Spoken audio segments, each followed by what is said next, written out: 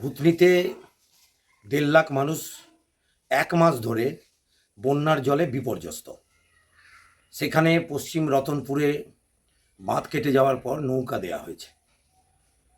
এই যে সরকারি নৌকাগুলো দেয়া হয়েছে, সেগুলো কি শুধু তৃণমূলের মেম্বার আর বিজেপির মেম্বাররা তারা নিজেদের পরিবার পরিজনদের জন্য ব্যবহার করবেন?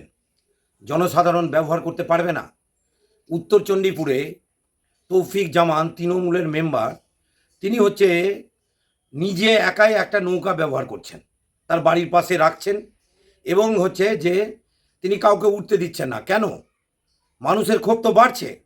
দক্ষিণ চণ্ডীপুরে যে সরকারি নৌকা কাটা বাঁধে 4টা দেয়া হয়েছে, একজন ছাত্র সে জরুরি কাজে তার পড়াশোনার জন্য মানিকচক ব্লকের দিকে আসবে এপারে, তাকে মোটরসাইকেল উঠাতে দিচ্ছে না, টাকা চাইছে 50 টাকা। নৌকার বিল নিয়ে কি হয় সব জনগণের সামনে আনব।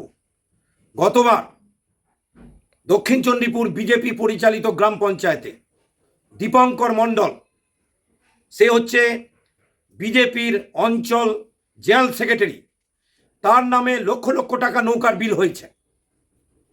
অথচ দেখা যাচ্ছে যারা প্রকৃত নৌকা দিয়েছেন তারা এখনো নৌকার বিল পায়নি। সমস্ত নাম সংবাদ মাধ্যমের সামনে আনব। তারপর অজয় মণ্ডল, পঞ্চায়েতের ট্যাক্স কালেক্টর, তার নামে নৌকা বিল হয়েছে লক্ষ লক্ষ টাকা। এই যে আমরা বলি না যে তৃণমূল বিজেপি দুর্নীতিতে সমর্থক, একই। আজকে উত্তর চণ্ডীপুরে তৃণমূলের পঞ্চায়েত যা করছে, হিরানন্দপুর এবং বিশেষ করে দক্ষিণ চণ্ডীপুরে বিজেপির পঞ্চায়েত তাই তো করছে। নৌকার বিলগুলো দেয়া হয় না। কেন দেয়া হয় না? তাদেরকে বলে দেওয়া হয়েছে জনগণের কাছে ভাড়া নাও, মোটরসাইকেলের টাকা নাও।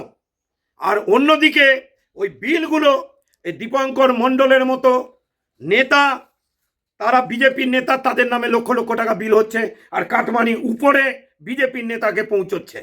আমি বিডিও সাহেবকে সকালেই ফোন করেছি, ফ্রি নৌকা জনসাধারণের জন্য, জনসাধারণের কোনো অসুবিধা যাতে না হয় তার ব্যবস্থা করতে হবে।